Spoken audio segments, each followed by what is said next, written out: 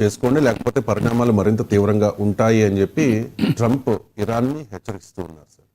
So పశ్చిమాసియాలో ఉద్రిక్తతల నేపథ్యంలో అక్కడ అమెరికా పాత్ర ఏంటి అంటే ఏం చెప్తారు? అంటే అమెరికా ఈ మాకు సంబంధం లేదు, ఇరాన్ పైన ఇజ్రాయెల్ జరిపిన దాడి మాకు చెప్పి చేయలేదు, మేం భాగస్వామి కాదు అని 2 క్లెయిమ్స్ చేస్తుంది. అంటే we were not inform before number 1. Number 2, మేము we are not part of it అని. సో ఈ రెండిట్లో రెండవది నిజం. Technically they are not part of it directly. ప్రత్యక్షంగా అమెరికా ఇరాన్ పైన దాడిలో పాల్గొనలేదు, కానీ పరోక్షంగా అమెరికా పాల్గొన్నట్టే. ఎందుకంటే అమెరికా ఇచ్చిన ఆయుధాలతోనే ఇజ్రాయెల్ యుద్ధాలు చేస్తుంది. ఎందుకంటే మనకు అర్థం కావాల్సింది, ఇజ్రాయెల్ జీడిపి $500 బిలియన్, 500 బిలియన్ అంటే $50,000 కోట్ల. ఇందులో ఇజ్రాయెల్ 2024లో వార్ పైన ఖర్చు పెట్టింది $31 బిలియన్. మరి $31 బిలియన్ ఇతర ఖర్చులు అన్ని కలిపితే ఒక 60-70 బిలియన్ డాలర్ల వరకు ఖర్చు పెట్టి ఉంటుందని అంటున్నారు. మీడియాలో వచ్చిన కథనాల ప్రకారం అయితే $67 బిలియన్ ఖర్చు పెట్టారని. అంటే నియర్లీ 13 to 14% ఆఫ్ జీడిపి, ఒక దేశ జీడిపిలో 13-14% ఇజ్రాయెల్ వార్ పైనే ఖర్చు పెడుతుంది. మీకు పాకిస్తాన్ ఇటీవల తన డిఫెన్స్ బడ్జెట్ను 20% పెంచింది. 20%. తన బడ్జెట్లో 14% డిఫెన్స్ కేటాయిస్తుంది. అయినా కూడా అది పాక్ జీడిపిలో 1.97%. అంటే మీకు కంపారిజన్ ఎందుకు ఇస్తున్నానంటే, 20% రక్షణ బడ్జెట్ పాకిస్తాన్ పెంచిన తన టోటల్ బడ్జెట్లో 14% మీకు డిఫెన్స్ పైన ఖర్చు పెట్టిన స్టిల్ పాకిస్తాన్ జీడిపిలో భాగంగా చూస్తే 1.97%. కానీ ఇజ్రాయిల్ తన జీడిపిలో 13-14% వార్ పైన ఖర్చు పెడుతుంది. అలాంటప్పుడు అది సాధ్యమా అమెరికా సపోర్ట్ లేకుండా? ఎందుకంటే అమెరికా ఈవెన్ ఒక అంచనా ప్రకారం 2024లో $18 బిలియన్, $18 బిలియన్ సాయం చేసింది. సో అందువల్ల ఇంత పెద్ద ఎత్తున అమెరికా సాయమే కాదు, ఇప్పుడు ఇజ్రాయెల్ వాడుతున్న F-35 యుద్ధ విమానాలు అమెరికా సప్లై చేసింది. ఇరాన్ దగ్గర ఉన్న F-14 యుద్ధ విమానాలు, ఇవి 40 ఏళ్ల కిందటి యుద్ధ విమానం, అమెరికన్ మేడ్ ప్లేన్స్. అంటే ఇరాన్కు ఇతరత్ర రష్యా నుంచి, చైనా నుంచి మద్దతు ఉన్నా అది మెటీరియల్ సపోర్ట్గా ఎంత ఉంది అనేది క్వశ్చనబుల్. సో డిప్లొమాటిక్ సపోర్ట్ ఉన్న మాట నిజం, కానీ ఇజ్రాయెల్కు అమెరికా డిప్లొమాటిక్ సపోర్ట్, యునైటెడ్ నేషన్స్లో ఇజ్రాయెల్ పైన ఏ తీర్మానం చేసినా అమెరికా వీటో చేస్తుంది.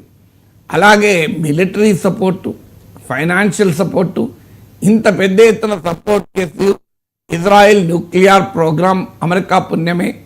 సో ఇలా డీఫాక్టో న్యూక్లియర్ పవర్ ఇజ్రాయెల్, అంటే అప్రకటిత అణ్వస్త్ర దేశం అది. సో ఇవన్నీ ఎలా సాధ్యమైంది అమెరికా సపోర్ట్ లేకుండా?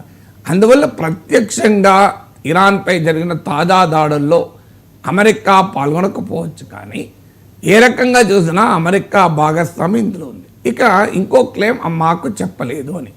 నిజంగానే ట్రంప్కు చెప్పకుండా ఇజ్రాయెల్ కనుక దాడి చేసి ఉంటే, ట్రంప్కున్న ఇగో రీత్యా చూసిన, ట్రంప్ స్వభావం రీత్యా చూసినప్పుడు ఇజ్రాయెల్కు ట్యాప్ కట్ చేసేవాడు. సో మన ఉక్రెయిన్ విషయంలో, జెలెన్స్కీ విషయంలో ట్రంప్ ఎలా బిహేవ్ చేశాడో మనందరికీ తెలుసు. అందువల్ల ఇజ్రాయెల్ కనుక నిజంగానే అమెరికాకి ఇన్ఫార్మ్ చేయకుండా ఈ దాడి కనుక పూనుకొని ఉంటే ట్రంప్ బీభత్సం సృష్టించేవాడు ఇప్పటికీ. అందువల్ల ఖచ్చితంగా అమెరికాకి ఇన్ఫర్మేషన్ ఉంది కనుకనే ఈ దాడికి కొద్ది ముందు ఈ ఎవాక్యుయేషన్ కూడా అమెరికా ఆర్డర్ ఇచ్చింది. నాకు నేషనల్ మీడియాలో కూడా ఇరాన్పై ఇజ్రాయెల్ దాడికి సిద్ధం అని ఫ్రైడే మార్నింగ్ మీకు ఇండియన్ ఎక్స్ప్రెస్ ఢిల్లీ ఎడిషన్ చూడండి, నెట్లో కూడా ఉంటుంది. లీడ్ స్టోరీ ఏంటి? Indian Express Delhi edition lead story ఏంటి?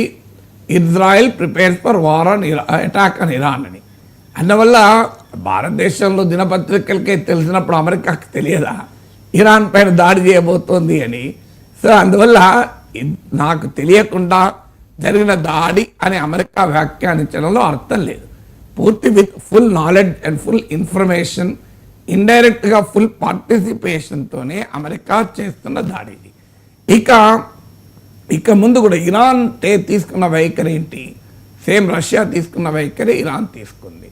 ఉక్రెయిన్ తనపై యుద్ధం చేస్తున్న రష్యా ఏమంటోంది, మాపై యుద్ధం చేస్తున్నది ఉక్రెయిన్ కాదు, ఉక్రెయిన్ ముసుగులో అమెరికా, యూరప్, నాటో బలగాలే మాపై యుద్ధం చేస్తున్నాయి అని రష్యా అధ్యక్షుడు పుటిన్ పదే పదే చెప్తున్నారు. నిజం కూడా అది.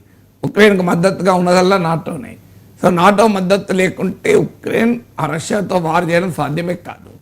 అందువల్ల ఇక్కడ కూడా ఇరాన్ చెప్పేది, మా పైన ఇజ్రాయెల్ ప్రత్యక్షంగా దాడి చేస్తున్నా దాని వెనకాల ఉన్నది అమెరికాయే, అందువల్ల మేము అమెరికన్ ఇంట్రెస్ట్ల పైన అటాక్ చేస్తాం, అమెరికాకు మద్దతు ఇస్తున్న ఈ ప్రాంతంలోని దేశాలపైన అటాక్ చేస్తామని హెచ్చరించింది. ఎందుకంటే ఈ ప్రాంతంలో ఇప్పుడు ఖతార్లోను ఇతరత్ర అమెరికన్ బేసెస్ ఉంటాయి. ఇప్పుడు జపాన్ లోని ఒకినావా ఐలాండ్లో ఉంది, ఇండియన్ ఓషన్లో డీగో గార్సియాలో ఉంది. ఇవన్నీ కూడా ఇరాన్ స్ట్రైక్ డిస్టెన్స్లో ఉంటాయి. ముఖ్యంగా మీ ఖతార్లో ఉన్న అమెరికన్ బేస్ ఇరాన్ ఈజీగా అటాక్ చేయగలుగుతుంది. అంటే ఇరాన్ వెళ్ళి న్యూయార్క్ పైన, వాషింగ్టన్ పైన బాంబులు వేయలేదు, మిసైల్స్ వేయలేదు.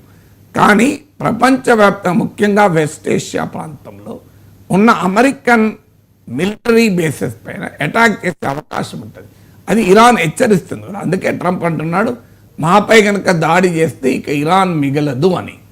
కానీ అర్థం కావాల్సింది అమెరికాకు కూడా, ఇలాంటి యుద్ధం అమెరికా చాలా చేసింది. ఆఫ్ఘనిస్తాన్లో చాలా ఏళ్ళు చేసింది, 20 ఏళ్ళు అధికారంలో ఉంది. ఏమైంది? ఆఖరికి తాలిబాన్కి అప్పచెప్పి వెళ్ళిపోయింది. ఇరాక్ పైన యుద్ధం చేసింది, ఆఖరికి ఏం మిగిలింది? లిబియా పైన యుద్ధం చేసింది, ఆఖరికి ఏం మిగిలింది? వియత్నాం పైన యుద్ధం చేసి తోకముడుచుకుని వెనక్కి వెళ్ళాల్సి వచ్చింది. అందులో వార్స్ అనేది చాలా కాంప్లెక్స్. ఇప్పుడు రష్యా ఉక్రెయిన్ పైన వార్ చేయబట్టి 3 ఏళ్ళు అయింది. ఇప్పటి వరకు రష్యా ఏమన్నా కంప్లీట్గా ఈ వార్కో ముగింపు పలకగలిగిందా? అంతెందుకు ఇజ్రాయెల్ హమస్ పైన దాడి చేయబట్టి దాదాపు 1.5 year అయిపోయింది. కానీ ఇప్పటి వరకు హమస్ను పూర్తిగా అంతం చేయగలిగిందా? హిజ్బుల్లాపై దాడి చేయబట్టి 30 ఏళ్ళు అయింది. కానీ అమెరికా, ఇజ్రాయెల్ ఏమైనా హిజ్బుల్లాను కంప్లీట్గా నాశనం చేయగలిగిందా? అందువల్ల wars are not so straight jacketed. అందువల్ల ఇరాన్ మేము అంతం చేస్తామని ట్రంప్ అంటున్నాడు. అంతం చేస్తానికి, ట్రంప్ ఫైర్ చేస్తానికి, హైర్ చేస్తానికి వైట్ హౌస్ ఉద్యోగులు కాదు. ఇవాళ కావాలంటే Elon Musk get out of White House, come down again come in వైట్ హౌస్లోకి అనే అంట పరిస్థితి ఉండదు. Wars are very complex. ఇప్పటికీ అమెరికా ప్రపంచవ్యాపితంగా అనేక యుద్ధాలు చేసింది. చాలా యుద్ధాల్లో అమెరికా అంత బలమున్న దేశమై కూడా లాజికల్ అని తేలేకపోయింది. అందువల్ల అమెరికా పాత్ర very very very very participatory పాత్ర. అంటే పూర్తిగా ఇరాన్పై జరిగిన దాడిలో అమెరికా పూర్తిగా కూరుకుపోయి ఉంది. అందులో ఎలాంటి అనుమానం లేదు. చిన్న బ్రేక్ తీసుకుందాం.